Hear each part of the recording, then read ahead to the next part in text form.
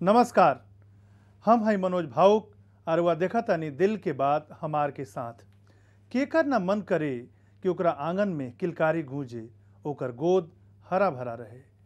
कहल गईल बा कि मातृत्व नारित्व का चरमोत्कर्ष है, यानी कि हर औरत के ई इच्छा होला कि वो मतारी बने, माँ बने, माई बने। इहो कहल गईल बा कि परिवार खातिर, माता पिता खातिर सबसे बड़ जौन वरदान बा, सबसे बड़ गिफ्ट बा, तोहफा बा, उ बा बच्चा के जन्म ओकरा घर में। तो लेकिन ऐसन सबका खुश नसीबी ना होला। ऐसन कई बार होला कि लाख कोशिश के बावजूद केहू केहू औरत माँ ना बन पावेली। ऐसन औरत के अपना समाज में बांस कहल जाला। बांस एगो गाली भी अपना समाज में। हम एह बहुत गंभीर मुद्दा पर आज बात करे जातानी। आई बतावे के चाहतानी कि जौन बांझपन बा उ लाइलाज नहीं खे, बहुत हद तक ओकर इलाज बा आज के मॉडर्न टेक्नोलॉजी में। यही से हमार टीवी के यह कार्यक्रम दिल के बात हमार के साथ में आज हमनी के बांझपन आ बांझपन के इलाज पर बातचीत करे जाते हैं। ए पर विस्तार से बातचीत करे खातिर हमनी के स्टूडियो में बानी डॉक्टर R.K. सिंह जी।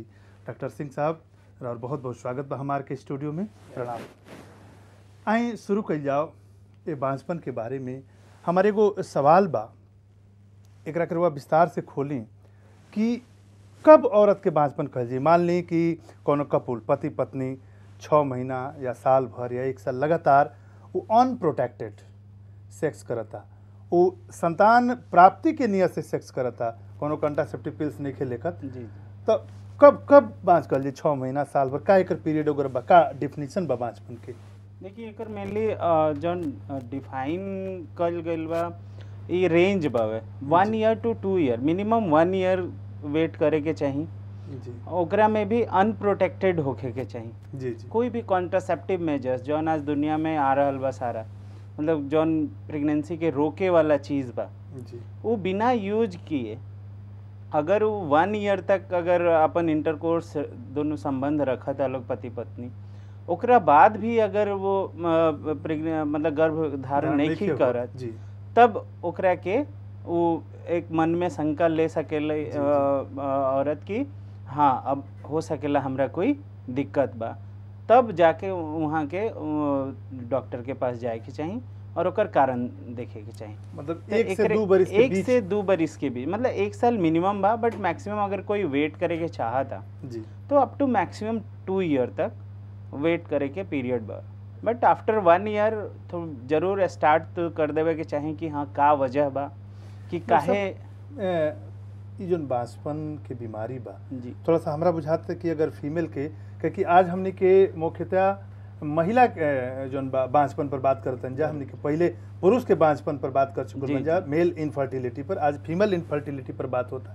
तो हम चाहे कि थोड़ा सा फीमेल के रिप्रोडक्टिव सिस्टम पर, बर्थ की प्रक्रिया पर, जो बर्थ के प्रक्रिया ना बल्कि गर्भाधान के प्रक्रिया से बर्थ तक कैसे काम करला सिस्टम, ई हमनी के अगर समझ जाए जा तो ई पर बात करे में सुविधा हुई कि कहाँ शरीर के कौना पार्ट में, वो कौना रिप्रोडक्टिव सिस्टम के कौना सेक्शन में प्रॉब्लम होता जना के चलते बांझपन की बीमारी बा। तो थोड़ा विस्तार से करा के फीमेल रिप्रोडक्टिव सिस्टम। देखिए फीमेल रिप्रोडक्टिव ऑर्गन के अंदर सबसे पहले चीज जो नाला कि यूट्रस बा, जिकरा में गर्भ धारण करे के शक्ति बा और ओकरे में बच्चा जौन बा वो गर्भ में रहेला।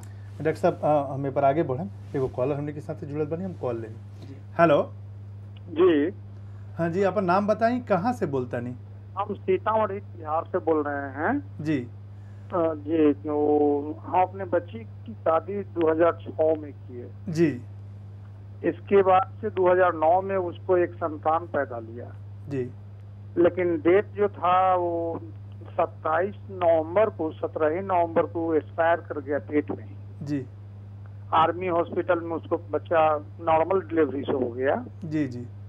के बाद से वह कंसीव नहीं की। सीतामढ़ी में हम डॉक्टर अंजू सिन्हा से दिखलाए जी जी, तो 3 महीने की दवा लिखे, कहें जी सब टेस्ट करवाए 2700 रुपए के, लेकिन कहें जी कहीं से कोई दिक्कत नहीं है, 2-3 महीना के बाद हो जाना चाहिए जी। ये बात 2006 के है जी। 2006 में शादी की है जी। डॉक्टर साहब हाँ देखिए 2009 और ये अभी 1 ईयर के पीरियड बा, बट इन बिटवीन फिर से एक बार रीचेकअप होके के चाहिए। अगर मेडिसिन लेहला के बाद भी कहाँ दिक्कत बा ओकरा के फिर से और ढूंढे के पड़ी कि काहे कि अगर पूरी तरह अगर ना ढूंढल जाए, क्योंकि बहुत सारा एकर कॉज होला इनफर्टिलिटी जकरा के बांझपन कहल जाला फीमेल में, तो एकर बहुत सारा कॉज बा। सिर्फ 2-4 कॉज के रूल आउट करके और कोई कहे कि ना अब नहीं हो तो ये मतलब पूरी तरह से संतुष्ट ना हो पाता है आदमी। एकरा खातिर और भी जांच बा, फिर से वहाँ के दिखाई, या तो हमनी के मेल करी कि और का प्रॉब्लम बा, हमनी के ओकरा के जी हमनी के का ओकरा के फैक्स करी, मेल करी, फिर हमनी ओकरा के देख के ओकरा के रोगा के प्रॉपर सजेशन दिहल जाए।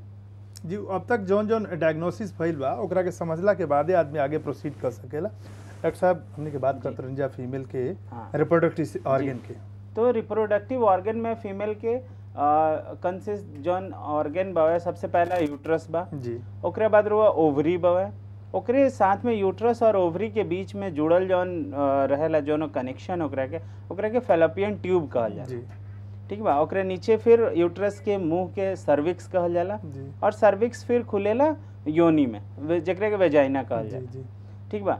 इतना चीज जौन बा फीमेल के रिप्रोडक्टिव ऑर्गन में ये काम करेला। अदर में रिप्रोडक्टिव हार्मोन्स जैसे बा वो रिलीज हो रहा ब्रेन से, हाइपोथैलेमस। स्टार्ट करते नहीं हम सेक्स से, जहाँ पर कि स्पर्म रिलीज होला, एजैकुलेट होला, तो वो स्पर्म कैसे आगे बढ़ेला, कहाँ पर अंडा से मिलेला, तब कंसीव गर्भधारण कैसे होला, ये प्रोसेस के थोड़ा सा देखिए। जैसे स्पर्म जोन बा वो वेजाइना में डिस्चार्ज होला जी, सबसे पोस्टीरियर पार्ट में वो जी एक कैविटी काइंड ऑफ कहली, ओकरा वो जी स्पर्म जमा होला और वही जी लिक्विफाई होला। वो लिक्विफाई होगला के बाद वही जी सर्विक्स रहेला, यूट्रस के जोन मुंह वो वही जी रहेला। और जो पीरियड बा कि स्पर्म यूट्रस के अंदर जाई वो ओवुलेशन के टाइम में, तो वो बेरा जौन मुंह जैसे खुलल रही और वही जी स्पर्म बा, तो स्पर्म बहुत ज़्यादा मोटाइल होला जी, सबसे ज़्यादा मोटाइल स्पर्म हुई वो सीधे यूट्रस में अंदर चल जाई। अंदर गैला के बाद वो फैलोपियन ट्यूब में जाई। फैलोपियन ट्यूब में एक कैविटी काइंड ऑफ जगह होला जहाँ पे ओवम रेस्ट करेला जी।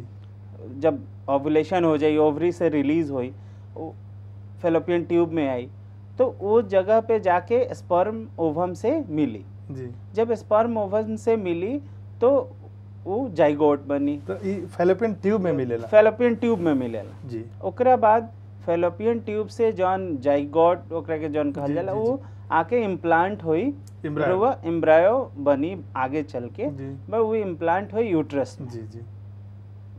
ये प्रोसेस बाकी कैसे फर्टिलाइज एकरा में हो ये सिस्टम में पूरा प्रोसेस में कहीं भी अगर गड़बड़ी हुई तो अगर मान ली कि अगर मोटिलिटी ठीक नहीं है या ओवम ही पूरी तरह मैच्योर नहीं है कि जे फर्टिलाइज कर सके जी जी, और या फिर ट्यूब में प्रॉपर लाइक होने से तो आ जाता ओवम, लेकिन एने से स्पर्म अगर ट्यूब के ब्लॉकेज होके, मेन 3 गो चीज हो गई, स्पर्म में प्रॉब्लम होके होने से तब, ओवम में प्रॉब्लम होके तब, या पूरा के पूरा पाथ चाहे फैलोपियन ट्यूब होके, यूटेरस में गड़बड़ी होके, सर्विक्स में होके, तो प्रॉब्लम हो जरूर। डॉक्टर साहब ये जो हार्मोन बा ओकर का रोल बा में? देखिए हार्मोन के तो में सबसे ज्यादा रोल हार्मोन के बा। पूरा मैच्योरेशन जितना मैच्योर जोन होला ओवम, फॉलिकल से जाके ओवम बनेला, ओकर साइकिल बा जी, वो पूरे डिपेंड करला एफएसएच और एलएच हार्मोन पे जी जी। ओकरा बाद वो रिलीज होला वो जी से जी जी, रिलीज होला के बाद फिर वो ट्यूब में जाई जी जी। ट्यूब में गैला के बाद फिर आगे होकर जोन फर्टिलाइज के अभी बतानी है ये सिस्टम। अभी हमने के बांझपन पर बात करब, लेकिन यहाँ समय हुई एगो ब्रेक के। बांझपन समझावे खातिर रिप्रोडक्टिव सिस्टम जोन ऑर्गन बा ओकरा पर बातचीत भइल। अब हमने के बांझपन काहे होला, कैसे होला, कर इलाज का बा, ए पर बात करब जा। रुआ बन रही हमने के साथ है, अभी लेता नहीं छोट ब्रेक।